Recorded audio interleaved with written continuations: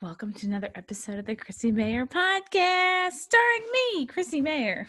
You can find us on iTunes, YouTube, Spotify, and SoundCloud. And if you're listening to us right now on iTunes, please go and leave a 5-star review and please subscribe. For example, here is a 5-star review from JMan7729. Subject is ignore the 1 stars.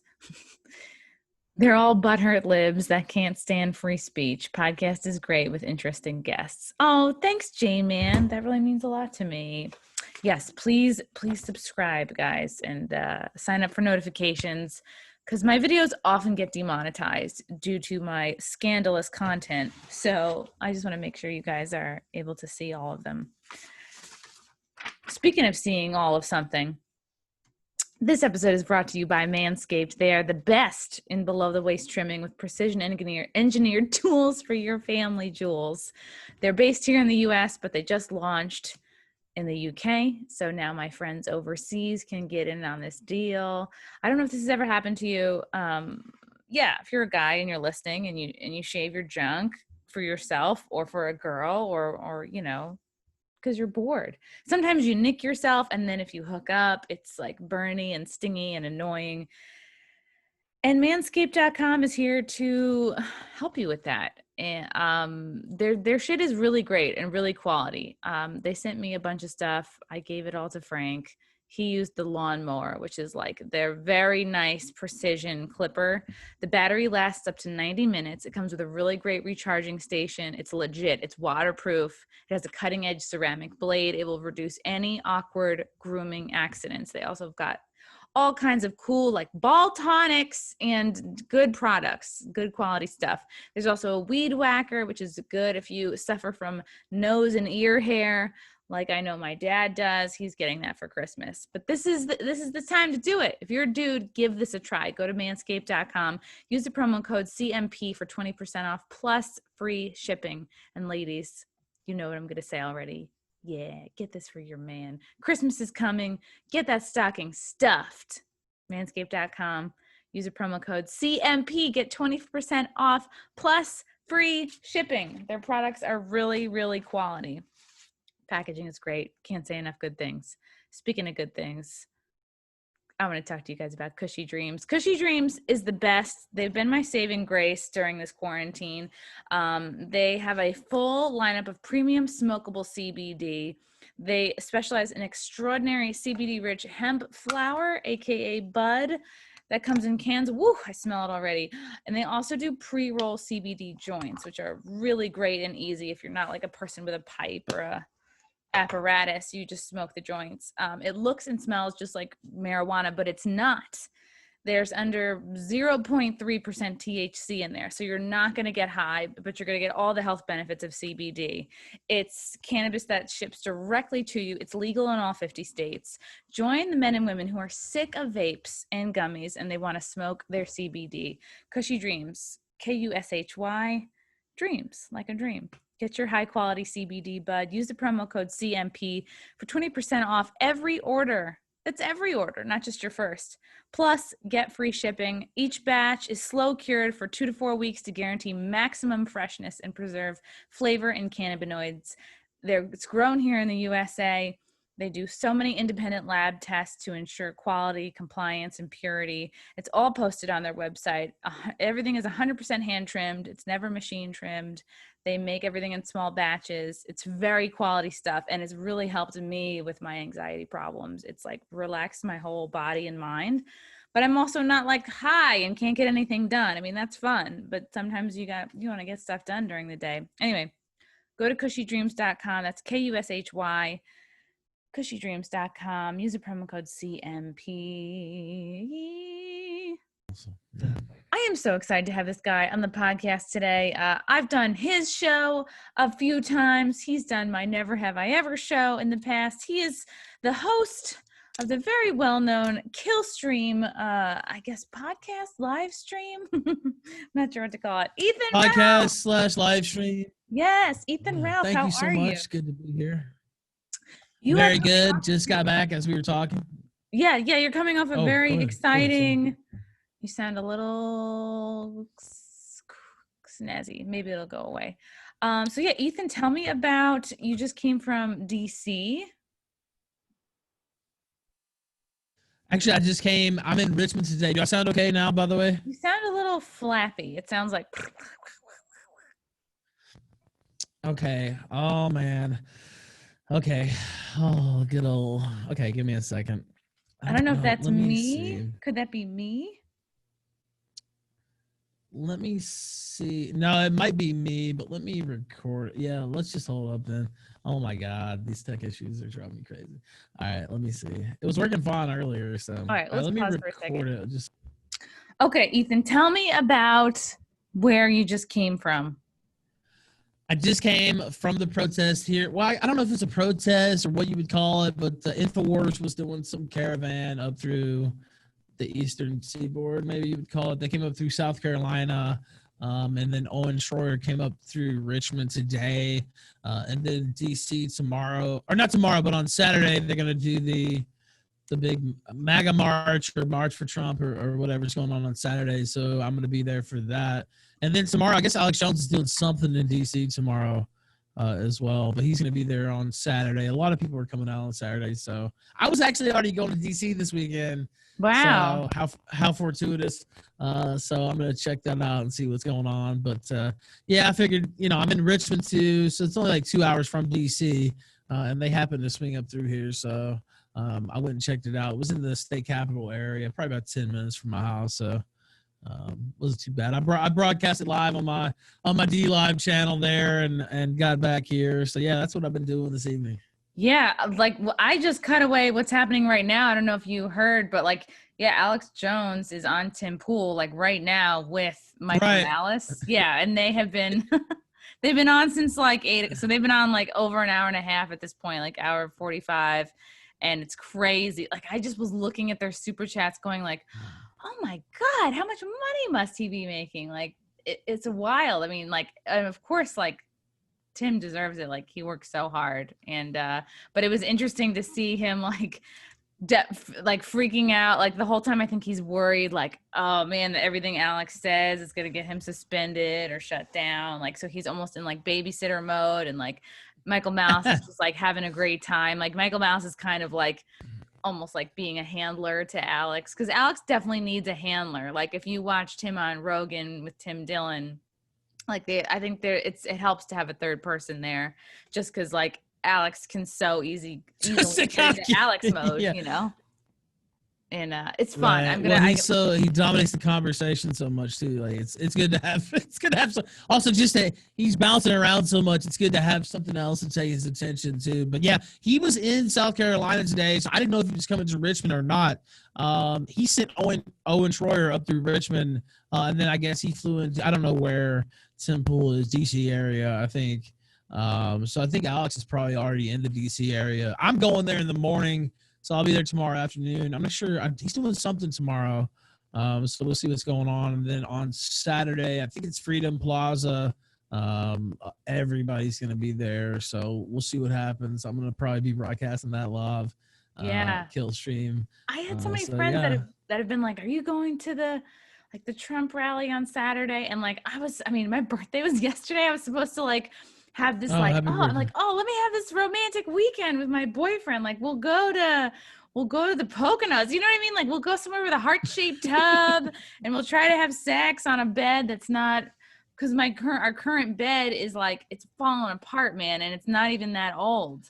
And we bought it. I just bought a bed last year, and I feel that because I spent. What's happening with your bed? I wonder if it's the same. Well, it's just subpar. I don't know. It's just I don't know. It wasn't worth the money I spent on it, basically. And I'm about to move, so I'm looking at new beds, basically. And I'm sitting there thinking, God, I just bought a fucking new bed last year. What in the I should have bought, a Serta or Simmons. I should have just actually spent the money that I needed to spend. But I thought I was going to cheap out and just, buy whatever from the mattress It's so hard to know, because I really like my mattress. I have a Casper mattress. It's at least 5 years old, but it's really good. And my pillows are great. They're not my pillows. They're another brand.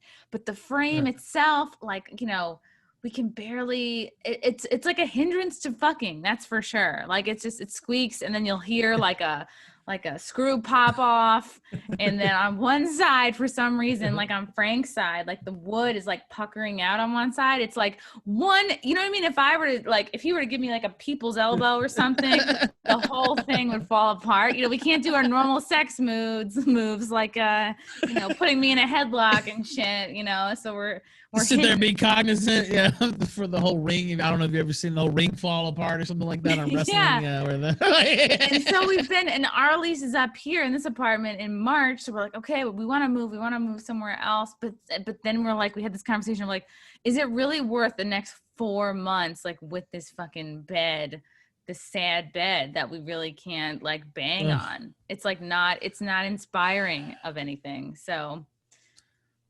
And it's like, I'm about to buy a new bed. Yeah. I'm feeling. I bought it last August, and you know, I spent like $500 on it. I should have just spent. Yeah, I know, but you would think it'd be better than it is, though. Exactly, yeah, for what I spent. But really, you need to drop probably about $1,000 to get a decent bed. It's kind of fucked up, but yeah, that's like at least one that's gonna last. You know what I mean? I have every piece of furniture. I have a piece of furniture in this apartment right now. Like I've lived in about like 4 other apartments, like all from Craigslist, like all throughout my 20s. Like, and I have a piece of furniture that I've collected from each place I've lived. Just like, they'll be like, I'm throwing this out. Or like, I think my bed before this one was one I literally picked up off the curb in like Williamsburg, Brooklyn. And so I'm just like big on scrapping. Like one of my chest of drawers is actually, and I'm not even lying, like my dad's mom's wedding present. And they're actually like the drawers that like, when I grew up, I shared a room with my sister, and those were our drawers. Like there was like the vanity, the longer, shorter one, and then like the taller one. And so like me and my sister, that's what we used. But that was my dad's mom's wedding furniture, like wedding presents. Like it tells you how old it is. And our dad's like, oh, it's real wood, it lasts forever. It's like, okay, like unfortunately it does last forever, and I still have it. And I'm with these old ass drawers, and some pieces like that you collect. Yeah. So yeah, I have a real hodgepodge of furniture, and like sometimes I get jealous. I'll like go to a friend's house or back in the olden days, I'd like go to a friend's house. I'm like, look at all this fucking everything matches. Like, aren't you bougie? Somebody's doing well, you know. Oh well. Yeah, I mean, said, I just need to plunk down $1,000 for a bed that stays together. Feng shui and all that's not really my thing. Yeah, I mean, I kind of just, you know, get what I need or whatever. But I was talking, you know, I do this. So one thing is, I'm gonna buy a new chair. I got this fucking chair that I also like your race car on. chair though. Basically, that's fun. Yeah, I mean, it looks good, but it's just, it's cheap. I should have spent and got like the real chair or whatever. Is that this a gamer like the chair? Chinese knockoff. Yeah, it's supposed to be like one of those gamer chairs, and it is, but it's like just not as well constructed. Basically, I've gotten my mileage out of it. It was about 150. I should have spent like 300 instead of 150. And I sit in this motherfucker all the time because I'm streaming, you know. So I'm gonna have to splurge, get a new chair and a new bed, and actually get the top name or whatever. Yeah, get one with cup holders. Yeah. Ice machine on the catheter. back. Yeah, exactly. Just like jets on the side, like engines, just wheel around. That's what's lame about being an adult. Like you're just like, oh, this stuff is like so not even fun. Like you're spending all this money for stuff that is not fun. Like a chair. You're like, okay. Yeah, and then you did. I mean, honestly, some of the stuff, you know, the bed, especially, like I wasn't accounting for that, but it's just I'm just gonna have to do it just to get that good sleep. It's worth it. So yeah. I feel you. I want to, it's like, I almost want to like start at the beginning for you. Like sure. Talk about how Killstream came to be. But I think perhaps prior to that was all of this GamerGate stuff, which was, to my knowledge, and I am what you would call a noob. I don't know. Like all my nerdy knowledge is like basically what I learned from dating my boyfriend. So it's like I watched The Mandalorian, I watched Star Wars, like I've seen all the Avengers shit. So basically what I know about GamerGate is that a bunch of reviews for video games were basically inflated because some guy was dating a girl, or like ultimately I think women were the problem, like women were the reason for this controversy. I mean, as always, women, yeah, but no, I'm just kidding. But yeah, it was Zoe Quinn, Aaron Joni, and he wrote something called the Zoe Post, and it was, I don't know, like some insane word count. Like I don't know if it was 20,000 or 8,000. I don't know. It was excuse me. It was really long. Thousands and thousands of words long. And in this post, now this one was a game developer, quote unquote, not really, but and she'd wormed her way into a lot of these gaming journalists, quote unquote, circles. And he wrote this post that exposed her for basically being a lying, cheating whore, in a very public way. And a lot of the people that she had cheated on him with, Five Guys is the meme that came out of it. Oh, like from the restaurant? Is that why that's named that? Well, yeah, that's where the meme came from. The restaurant's not named after that. That would be pretty okay. awesome if they named the restaurant. But yeah, a guy named Mr. Mediker, he used to be called Internet Aristocrat, made a video and made that meme, Five Guys and Fries or whatever. Anyway, so she cheated on him with Five Guys. And I think like 2 or 3 of those were video game journalists. And so there were some accusations that she had, basically sex for favors type deal there.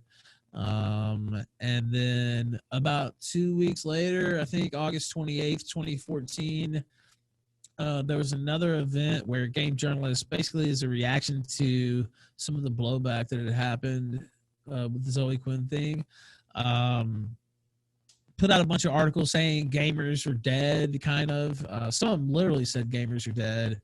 Gamers don't have to be your audience. Basically, this mainstream audience in gaming was toxic, pretty much. And so that caused a massive blowback. I happened to hear about it and was following it online, and just kind of, I already had a website, theralphfordtour.com, and it was just sitting around. And so I started writing about GamerGate pretty much every day. And it kind of blew up. Milo Yiannopoulos saw it. Internet Aristocrat, aka Mediker, the guy I just mentioned, saw it. Some other people saw it. I kind of built a profile of that, and yeah, that's where I started off. Definitely GamerGate. It was GamerGate every day for a year or more, pretty much. Yeah, Whoa. Every single day. Yeah, that's what I would write about. Now, I don't write as much now, but yeah, I used to like be known as a writer and stuff. But I found out you make a lot more money doing podcasting. Yeah, I don't know what to say. But I still do love writing. But yeah, that's how I got known, writing nasty stuff about feminists and shit like that. Did you ever have a bad experience with, like, a lot of people like to, and I've been on all, like, I understand like both sides. Like, I've totally been a feminist, and I've also like, I also understand men a lot better now than I did when I was like in college. But a lot of people will say like, oh, anybody who has an issue with women, it's because like a woman is burned to them, or they have issues with their mom, or like because I imagine, like, I don't know, because I just know from my own experience, like once I got a show with Compound Media last year, people who I thought were my friends were like completely like, I don't even want to say turn their back on me, but just sort of like quietly in a shallow sort of way. Like, comedy is just like, it really is very much like high school. But I just found like I was losing friends and like, even just like acquaintances because I had a show on Compound Media. It like, if it was, all things being said, the same show, but on a different network, people would be so jealous. Like, oh my God, how'd you get your own show? And plenty of people like were and are, I'm sure. But because a lot of people like to associate Compound Media, a lot of people think it's like this right-wing network. And I'm like, no, my show is about like sex and dating, and it's really light and fluffy, and we answer fan questions, and we do like goofy in-studio segments. Like we're like playing like spin the bottle and shit, and we're like spinning a wheel and spanking each other. There's porn stars, there's strippers. It's fun. It's fun for everyone. So not to say it hurt my feelings, but it's, it sucks to be misunderstood. And I feel like that's been my challenge, like over the last year or so, is like, oh, wow, there's people who really know you for who you are. And then there's like a whole mess of people who judge you just because of certain associations, and like I imagine that you probably deal with that a lot as well. Well, yeah, actually, I mean, I don't know. It is frustrating because I don't know. It's funny. It's frustrating and it's funny. So I just saw today an article came out in Politico yesterday, and I didn't see it when it came out because I don't. Maybe I should set it up. I guess the Google Alerts thing with my name and stuff. So I Yes, you can find should. it out. It's But great. I should set it Middle up, of the man. night, I you know. wake I up, you're like, oh God. haven't. Yeah.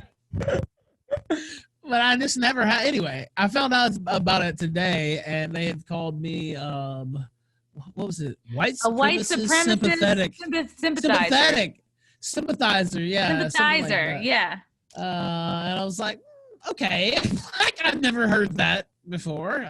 That description, but yes. What let me. A white supremacist sympathetic live streamer. That's what Wow. they said. Yeah. I mean, aren't all Which live streamers though? I don't know. I just read that, but yeah, it is funny. Of course, I know who I am and stuff, and people are gonna judge you based off. Sometimes they will judge you based on who you have on the show. What joke you might have made this day or whatever. I know who I am, so it doesn't like break my heart or whatever. But yeah, it can get frustrating, especially you see shit about you that is not true. People have their own headcanon that they've made up about your life that is not accurate. A lot of times the actual accurate story is not really that thrilling. Sometimes it is, but usually almost always they're wrong. I don't know. You just see a lot of bullshit about yourself all the time. And it can get frustrating and it can also get like addictive. I've sit there and gotten to where like I like reading the bad stuff about me sometimes. And it's not a good circle to get into, really. It's because it's even though you think you're just whatever, I'm laughing at this. Sometimes you can internalize that and just start making bad choices and thinking the wrong way. So I've had to tell myself that sometimes. It's fun because it's fun. It's kind of funny, like all these people are saying stuff about you and they have their own ideas about your life. And it can be funny to read, but it can also be, I hate the word toxic, but unhealthy, I guess, would be a good way to put it. I know what you mean, because I was told like, well, you shouldn't really take the good comments you see to heart, because if the good comments don't mean as much to you, well then the bad comments won't have as much power over you, and your mood won't be swayed one way or the other. But like, I think I kind of get what you're saying. Like there's something really like seductive about reading like nasty or mean or wrong comments about you online. Cause like, God, I wonder if there's just a teeny tiny part of our brains that is like, maybe they're right. Like, I don't know if that's like well, it's that. And it's also like, thing. Yeah, it's that. And it's also like, they're super interested, you know what I mean, in what's going on, but they're just, I don't know. It's like, where did it go? Sometimes I am. And sometimes it's people who used to be a fan of mine. A lot of times it is, actually.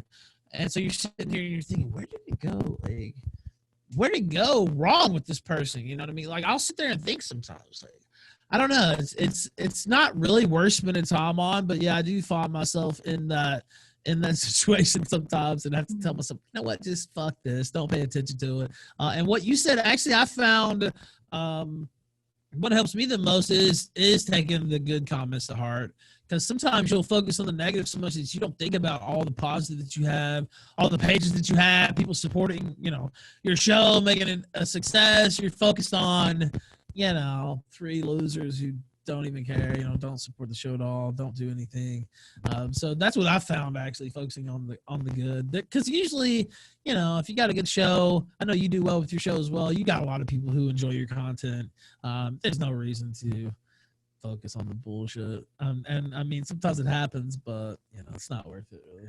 I remember the last time I did the Killstream, it was like there was some like very fresh kind of like drama with you, and I was like, I guess we're like not tight, because it had just happened, and I was like, I was like, let me just focus on trying to like be funny on this guy's show instead of like, because people had messaged me, they were like, you shouldn't go on Ethan Ralph's show, like he just released this like revenge porn, and it sounded crazy, and I was like, I'm sure I don't have the full story, but I imagine that's what you're sort of thinking of when you when you talk about like people make up stories about you and exaggerate the truth. And right, and you just have to deal. I mean, with me in particular, I guess. I mean, to a certain extent, I kind of invited it by making my life so public. You know, and my ex-wife, you know, helped co-found the show with me, the Killstream itself, and she was involved, and we were public, and you know, and all that, and same with my girlfriend now. So I guess you have to kind of have to take the good with the bad. There are benefits to being public, you know. But if you could, for there's people who like, you know, for anybody listening who you're thinking like, okay, don't be imprinted with whatever bullshit you've heard. Like if you could explain what happened in a way that, you know, I mean, is like truthful, and like if somebody, you know what I mean? Like if someone wanted to hear it directly from you, like what the hell happened there? I mean, with the tape and all that. Well, Yeah. I mean, I talked about that on my show, and you know, Faith put out a video as well on her channel. There was some material released. I didn't release it. She's pregnant now with my child, and so Is that like we're new gonna have a news? kid. No. I've talked about it. I've talked about it Oh, before. yay, though. Oh, I didn't know. Yes, she will be 12 weeks tomorrow, actually. So, Oh, yay. Oh, that's great. Congrats. Yeah, I mean, I don't know. It was a rough summer. It was a rough couple months there. We stayed pretty steady on the show. I'm not gonna sit here and lie and say it wasn't like affecting me a little bit, because it was stressful. You know, I had a public battle with her family and stuff, and Yeah, how did that know, like end up? well, I mean, it was nasty. I mean, let's be honest. But don't they say a baby fixes everything? Well, I mean, we're not fighting now. And so I wouldn't say, you know, we're going to be, you know, grabbing each other for hugs and anything anytime soon necessarily. But you know, we're positive now. Not fighting each other, not talking shit about each other in public. And I don't know. I grew up with tabloids. I grew up with the people I liked had a messy life in public, and so it just is what it is. And you just soldier on. I don't really think it actually affects that much long term, except gives me more shit to talk about and a more interesting story. And a lot of the people who talk about it are just boring in and of themselves, and nobody talks about them. So, you know, I guess it's a double-edged sword. So would you rather people not talk about you at all, or sometimes they talk about shit, you know, your personal stuff? Maybe you wish that wasn't what was on the menu, but you have to take the good with the bad. This life's been very, very good to me. I'm privileged to have a show that, you know, 1,500 or so watch a night, more on podcasts, a lot of support. And it's never really a dull moment. I mean, it was a crazy couple of months. I mean, I didn't really think that would be happening, that I would be like public. Ethan, what do you think got people the most upset, like looking back? I think my personality, especially if somebody's talking trash or talking shit or whatever, is to just, I don't care really. So right. And I, you know, of course her parents, and I'm not going to go blow by blow and all that, but there was some things said. And then finally I responded. And usually when I respond in a very, very, I guess burn the bridge type manner. I think some people just really, they really think I should do what they think I should do, basically, or there's no way he can say this. He can't act like this. He can't respond in this way. Oh my God, no way he's doing this. And a lot of these people, of course, have, you know, built up grievances from, I've been at this for a long time, and I've been, you know, an asshole and talk shit for many years, and sometimes you accumulate enemies you don't even know that you have, really, because it's just some person you told to fuck off one day on Twitter. You don't even know who these people are, right?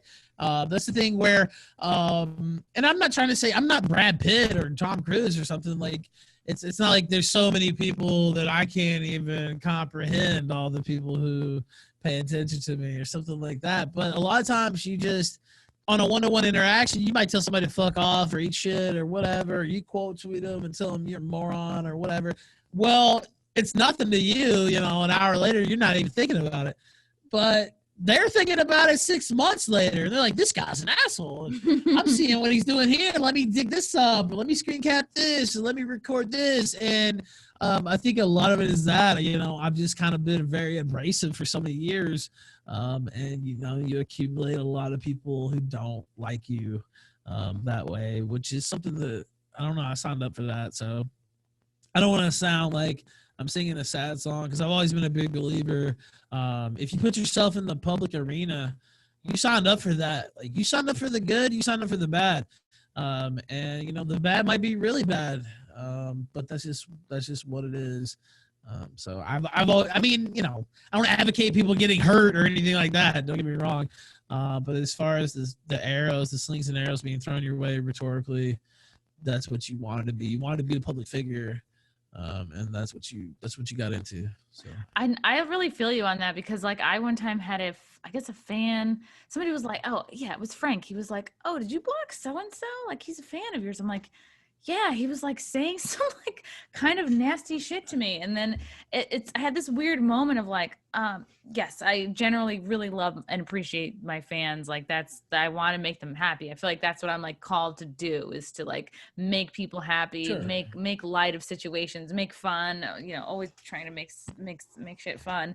And I was like, yeah, this guy was like, it's like, that's what happens. Like with, you know, you lose your own privacy, but it's like you have more access, of course. And now we're doing this in the year that we're doing it now, 2020, you have so much, your fans have so much access to you that they almost sometimes feel like, number one, they know you inside and out, up and down, like, and it's almost like the lines between like fan and friend get sort of blurred.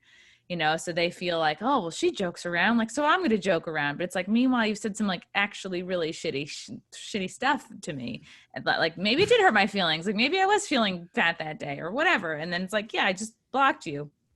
So it is something I sometimes struggle with. It's like that line of, but at the same time, like, I love interaction. Like, I love just going on Twitter. It's I so love, fun, like, right? yeah, it's fun. I like to like everybody's comment. I like to respond to every single person, because like 99% of everybody I fuck with is great. So, but then there are some days where I'm like, this person just like loves to like ride my balls, you know, like, and then there's people who like every other comment, it's like, what are you? Are you a troll? Are you trolling me, or are you a fan? Like, I can't figure you out.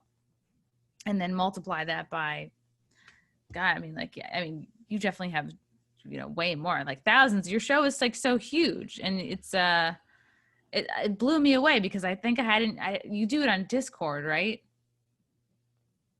Or no? Yeah, so we do the call-ins on Okay. D-Live is the platform that we stream on. DLive.tv/The I used to be on YouTube, but they don't. What We got to happened on restream on YouTube, but YouTube? I can't officially stream the Killstream on YouTube. It can only be like a mirror that somebody else hosts. Actually, this behind me, the Wall Street Journal front page from, what day is that? November the 3rd and 4th. It was their weekend edition from 2018. I did a stream called the Heel Stream, which was like a variant of the Kill Stream. And we raised $27,000 for St. Jude. Wow. And then, yeah, it was pretty cool. The Wall Street Journal found out about it. And there was some super chats also the day after a certain event and stuff. And I read the super chats and kind of some off-color jokes about shooting and stuff. So they tied all that in together, put it on the front page of the not the Washington Post, but the Wall Street Journal, which I have right there. Somebody sent that to me framed, so I put it up there on the wall. And YouTube deleted all my channels and said I couldn't own any more channels. So ever since then, we kind of been bouncing around. We're on DLive.tv/The now, though. The podcast feed, you can just search Killstream. You'll be able to find that. So it's been quite the odyssey.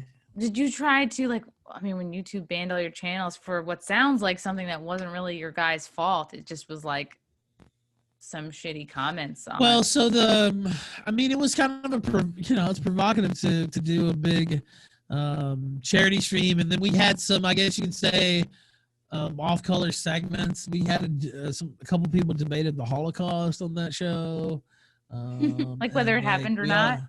Yeah, basically. Yeah, that sounds like good fun. Yeah. I mean, You could argue we raised a bunch of money for St. Jude. Like, who cares, right? I mean, I don't know. We doing it for didn't kill anybody. it's for the hospital. Right, we didn't hurt anybody, kill anybody. Who cares? But you know, they raised a stink about it, and so St. Jude ended up giving all the money back, refunding all the money, and they deleted all my channels. That's really crazy. That's what happened. That's really we crazy. got the number one late night show on YouTube at that point in time. So it did kind of hurt because you can just extrapolate it out. It probably cost a lot of money. Yeah, I fucking hate YouTube. I'm not gonna lie. But what else can you do except move on? We went to Stream Me for a while. They went down. Stream Me was great. That was a lot of fun. We kind of went back to YouTube where we were on somebody else's channel because I mean, technically the show itself is not banned. It's just I can't put it on myself pretty much on YouTube. So we were on somebody else's channel for a while, and then we didn't really think that would last. So we ended up going back to DLive, and DLive since then has grown a lot. DLive's pretty great now, actually. So it's been good the last year. I guess about 15 months now, maybe 16 months steady. We've been on DLive, and so it's worked out pretty well. And you know what? You're just joining the ranks of other great minds that have been banned from YouTube, and now the general public has been made real. I mean, it's been made pretty clear the censorship agenda of YouTube, and of course, Facebook and Twitter is so obvious. It sucks that you kind of had to be the pioneer of that, one of the earlier people who got maybe kicked off YouTube. But now I think the masses are sort of more waking up. A lot of people are really wising up. And then the other day, Parler was completely blowing up. It was the #1 most downloaded app. So, I think you're not alone there. And a lot of people are looking for ways to. It's starting to kick off now. Honestly, I feel wow, you know what? It's very late, right? Yeah. Yeah, it's late, but honestly, it's kicking off. I'm feeling a little bit of the 2016 energy. I know Trump's in a hole right now as far as actually, retaining power and stuff and staying in office. But a lot of people are working together. Like you said, Parler, I've gained 2,000 followers on Parler in just the last week or so. Great. A ton of people are going over there, and they're good people at Parler. We had the CEO and the Killstream. He's a good guy. And so, yeah, I'm excited to see it. And I expect that to continue. I know a lot of people the last couple of years have been downtrodden about YouTube and some of these other platforms, Twitter and Facebook, kind of, squeezing the vice, banning people we like, etc., banning me on occasion. But I do think it's turning around a little bit. And maybe I'm optimistic, of course. I mean, it's my job to be optimistic. This is what I do for a living. So I'm not going to be completely black-pilled, but I do think it's positive coming forward. It's really wrong. It's really there should be no control over who has a platform, who gets to speak. Sometimes I think when I had Gavin McInnes on this podcast, I got a ton of people how dare you give him a platform? It's who am I to be so important that I decide who, you know what I mean? No one is so important that they get to decide who can speak to others and who can't. We all have freedom of speech. And it's you know what? If you really are a white supremacist sympathizer, then you know what I mean? Then people will find that out and they'll not be for you. But you know what I mean? It's not anyone's job to tell other people who you are. You should be able to all of us should be able to speak our mind, just Alex Jones or whatever. But you know what I mean? You should be able to say what you're going to say and leave it up to the people to decide what they feel about you, not ban someone because a few people find you problematic, and then they get to tell the story of you instead of you speaking for yourself. Plus, the thing about it is all these mainstream networks and CNN, they have all these people on. CNN has Richard Spencer on. Gavin McInnes is on all these networks. He's been on these shows. They don't call them white nationalist sympathizers or white supremacist sympathizers or whatever the fuck Politico called me. They're able to just run their talk shows and their interview shows with impunity. And nobody casts aspersions on their character just because they talk to somebody. Howard Stern used to have a fucking KKK guy on all the time. What's his name? Daniel Carver was part of the Whack Pack. All these people, Phil Donahue. They used to interview the KKK during the middle of the day, daytime talk shows. and they didn't call them white supremacists. They didn't try to deplatform them, see them homeless, etc. You know, and it's just a complete double standard. You know what it is? It's like you notice what they said. They didn't even call me a white supremacist. They said white supremacist sympathizer. You what? feel First for off, them. what a right, but yeah, exactly. What a weak descriptor that is. Honestly, like it's like wow. How long did it take you to come up with that? Like I don't know. Like there's the people who believe that white people are the ultimate race, and then there's those who feel for them. It's like I think a true white supremacist doesn't need anybody to sympathize with them. I think they're right. good. I don't know. It was funny. I mean, I guess I should be happy they didn't call me, you know, Hitler Jr. or whatever, but it was still just bizarre. Yeah, you know what it is? I think like the liberal leftist mob, they need so desperately for there to be an enemy because they are the ones that are like creating and pushing the division. So it's like they have to scapegoat somebody like you or somebody like Gavin or somebody like Alex. You know what I mean? Like they have to point out an enemy because it has to be an enemy over there because it can't be anybody on our side. It's like, and if society is able to distinguish and cut off like who they perceive the enemies to be, it's like, oh, we're good now. It's like, no, the killer's coming from inside the house. Like you guys are creating this division and sowing all of this, the social challenges that we're dealing with right now. It's just like, but they have to vilify somebody on the right to keep it all going. Plus, they're always, how can we put it back in the box? How can we? And I've seen, you know, I've talked about this before on my show too, but you know, there's editorials talking about they want to roll back the clock. Basically, they see it as a mistake that people like us have been able to have our own voice, step outside the mainstream narrative. Jumble, you know, the playbook or whatever, not playbook, but the board there, the game board, and they want to go back to the point where they have the gatekeeping capabilities again. That's really what they want, and you know, it's our job not to let them. I think this election's actually going to have some ramifications long term as far as that goes, and we'll see. Maybe I'm wrong, but that's what you mean like New World Order deep state wise, or just well I mean I'm talking, you know, I'm just talking about as far as looking for alternate platforms, but yeah, it could go. Oh yeah, I mean, it could go even deeper than that. Yeah, I was talking about just, you know, as far as having a voice to be heard. It seems like Fox News, a lot of people tuned off them. Yeah, they turned. You know, they really did. I think. Yeah. I mean, like it's been stewing for a while, for like a long time. People are like, okay, Fox News, they're different than the rest. They're different. Yeah. Like they're kind of pro whatever, conservative, right? Like they were kind of more balanced.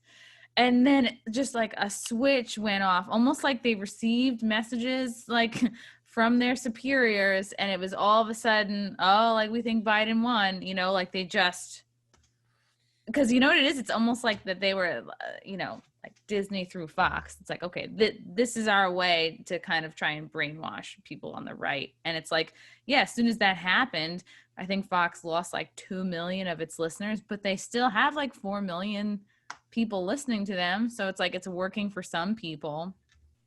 They're able to get to some people. I mean, yeah, Fox isn't going to go out of business, you know, tomorrow or anything, but I do think it activated a large, you know, number of people to look for some of these platforms that they didn't know about before. You know, I've seen Newsmax gain a lot. Yeah, people going to BitChute. BitChute's been on the rise. Yeah, exactly, and just a lot of different places. InfoWars we talked about earlier.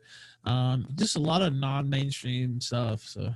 And I think if it hadn't happened so many all at once, like if it hadn't been Facebook, and then it was Twitter, and then it was YouTube, and then it was, you know, and then it was Fox News, that made people go like, oh, we really need to find something else. Right. Yeah, I agree. I know. I feel like we should wrap this up because you got to get to your show. Are you? No, it's okay. Yeah. I got a few minutes, but yeah, I got a few minutes if you need to add a little bit on here. Yeah, that's fine. I am going to do my show though. But man, it's been a crazy, oh man. And then I got to, you know what, as soon as I get done with my show, I have to wash my clothes because I didn't wash what I thought I was going to wash earlier. You have like, are you down to like no underpants? No, I mean, I could, you know, I got enough clean clothes, but some of the stuff I wanted to wear, I'm gonna have to wash and then get all that ready. I'll probably just go ahead and pack. I might just go ahead and pack. I don't know. Maybe I could. I don't know. We'll see. I maybe could put the wash on, get to sleep, get up, and then do the dryer. I don't know. We'll see how it goes. Yeah. But yeah, Normally, I'm gonna if head to DC early. oh, Yeah, you're go leaving ahead. tomorrow? Yeah, I'm going in the morning to DC.